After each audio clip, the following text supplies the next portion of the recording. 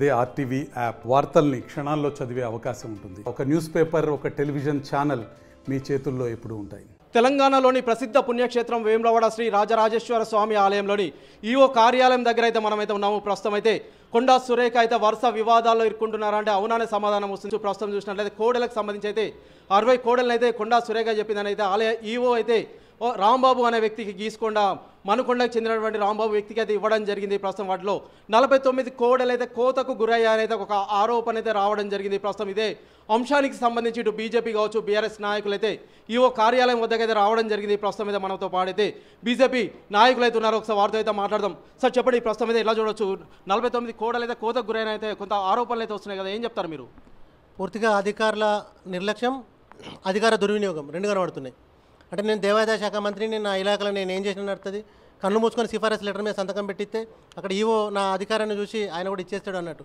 ఇక్కడ రైతులు మరి దాదాపు 10 రోజుల పాటు పడగాపులు కాసి, సార్ మాకు ఒక గోవు కావాలి, ఒక ఆవు కావాలి, ఒక కోడే కావాలని అప్లికేషన్ పెట్టుకుంటే వాళ్ళకి నానా రకాల కారణాలు చెప్పి వాళ్ళను ఎల్లగొట్టారు.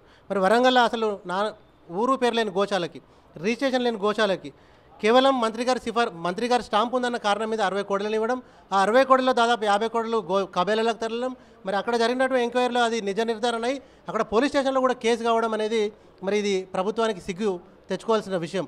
స్వయాన ఒక దేవాదాయ శాఖ మంత్రి ఇలాకాలో మరి ఇటువంటి ప్రక్రియ జరుగుతూ ఉంటే ఈ ప్రభుత్వం ఏం చేస్తూ ఉంది? భారతీయ జనతా పార్టీ పక్షాన మాకున్న అనుమానాలు, హిందువుల పట్ల మరి మాకున్నటువంటి మేము ఈ ప్రభుత్వం మీద కానీ అధికారుల మీద ఇవి అభియోగాలు కాదు, మాకు అనిపిస్తుంది కనుక వీళ్ళు పక్కా దీని మీద వ్యాపారం చేస్తూ ఉన్నారు. ఈ గోవులను, ఈ కోడలను వీళ్ళు అమ్ముకుంటూ ఉన్నారు. కాబట్టి ప్రభుత్వం వెంటనే కలెక్టర్ గారితో విచారణ జరపాలి, ఈ ఈవో గారిని సస్పెండ్ చేయాలి, మంత్రి గారిని బర్తరఫ్ చేయాలి. రాష్ట్ర ప్రభుత్వం మరి రాజన్న దేవాలయానికి క్షమాపణలు చెప్పి మరి గోవులను సంరక్షించాలని చెప్పి భారతీయ జనతా పార్టీ పక్షాన మేము డిమాండ్ చేస్తూ ఉన్నాం. ఓకే, అంటే గతంలో చూసినప్పుడు సైతం ఇటువంటి ఆరోపణలు అయితే అనేకమైతే రావడం జరిగింది.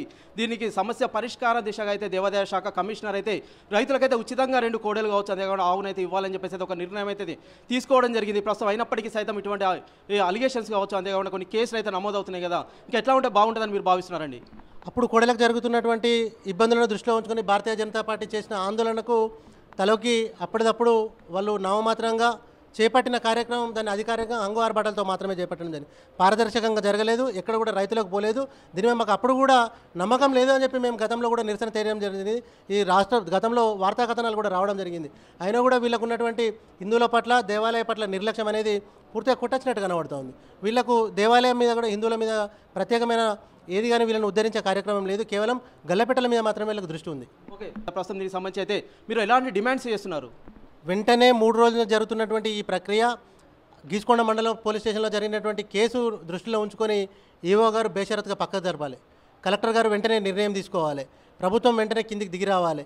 ఇక్కడ ఇంత పెద్ద పుణ్యక్షేత్రంలో జరుగుతున్న అవకతవకల మీద దృష్టి సారించి మరి పెద్ద ఎత్తున ఎంక్వైరీ చేపట్టాలి. అది పోయి ఇప్పటికి కూడా తప్పించుకునే ప్రయత్నం చేస్తూ ఉన్నారు కనుక వీళ్ళు ఖచ్చితంగా దీంట్లో బాధ్యులే అని చెప్పి మేము ఖచ్చితంగా నమ్ముతా ఉన్నాం. సార్ చెప్పండి, ఇంకా ఏం చెప్తారు? ప్రస్తుతం ఇదే అంశానికి సంబంధించి ఎట్లా చూడొచ్చు అంటారు? వేములవాడ ముఖ్యంగా కోడ మొక్కుపై ఆదాయం వస్తుంది కాబట్టి ఈ కోడలను భక్తులు సమర్పించి దానికి సంబంధించింది వాళ్ళు వెలువెలుపు చేసుకుంటారు. కాబట్టి ఈ రాష్ట్ర ప్రభుత్వం వారికి ఇష్టం వచ్చినట్టు గతంలో మేము ధర్నాలు చేయడం అనేది, మంత్రి ఎమ్మెల్యే గారికి కూడా ఇవ్వడం జరిగింది 50 గోవులు. మరియు ఇప్పుడు మంత్రి ఇలాకాలో వాళ్ళ సొంత కాన్స్టిట్యూషన్ అనుచరుడు రాంబాబుపై కూడా ఇచ్చి ఆయన పైన గీసుకొండ పోలీస్ స్టేషన్లో ఎఫ్ఐఆర్ కూడా నమోదైంది.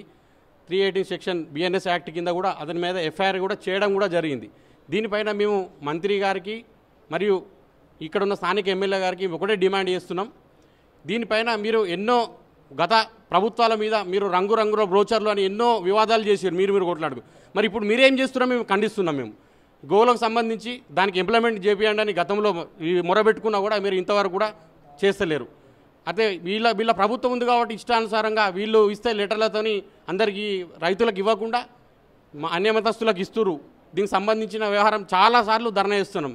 ఇట్టి వ్యవహారం ఇంకా వీళ్ళు ఇట్లా చేరాచుకోకపోతే మేము ఈరోజు ఇక్కడనే ధర్నా పడుకుందామని చెప్తున్నాం. ఓకే అండి, ప్రస్తుతం అయితే మీరు ఆలయ ఈవోతో అయితే మాట్లాడడానికి రావడం జరిగింది కదా, ఏం చెప్తున్నారు? అధికారులు కావచ్చు, ఇంకెవరైనా వచ్చారా ఇక్కడికైతే? ఇంతవరకు కూడా ఎక్కువ అధికారి కూడా రాలి, ఎవరికి రెస్పాండ్ అధికారి కూడా ఇంతవరకు 40 మినిట్స్ వస్తుందని చెప్పి ఇంతవరకు కూడా అధికారి కానీ వాళ్ళకి సంబంధించిన కమిషనర్స్ కానీ కలెక్టర్ కూడా ఇంతవరకు కూడా రెస్పాండ్ కాలేరు. స్థానిక ఎవరున్నా కూడా ఇక్కడ ఎవరు కూడా మాకు రెస్పాన్స్ కాలేదు, అందుకనే ఇక్కడ కూర్చోవాల్సి వచ్చింది. ఇంతవరకు ఓకే.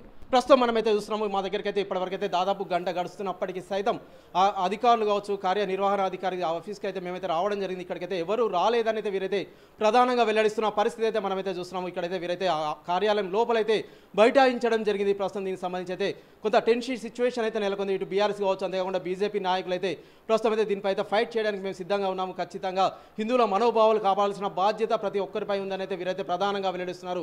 కోడని కట్టేస్తే కొడుకు పుడతాడని అయితే భక్తులైతే ప్రగాఢంగా విశ్వసిస్తారు. ఇదే కోణంలో అయితే ఇక్కడ ఆలయానికి అయితే కోడలు అయితే సమర్పించడం జరుగుతుంది. ఇక్కడికి వచ్చిన కోడలు అయితే పక్కదారి పడుతున్నాయని చెప్పేసి అయితే వీరైతే ప్రధానంగా ఆరోపిస్తున్నారు. దాదాపు 60 కోడల్లో 49 కోడలు అయితే కోతకు గురయ్యాయనేది వీరైతే ప్రధానంగా ఆరోపిస్తున్న పరిస్థితి మనం చూస్తున్నాం. మరి దీనిపైన ఇటు అధికారులు కావచ్చు మరి ఎలా స్పందిస్తారో వేచి చూద్దాం. Over to studio.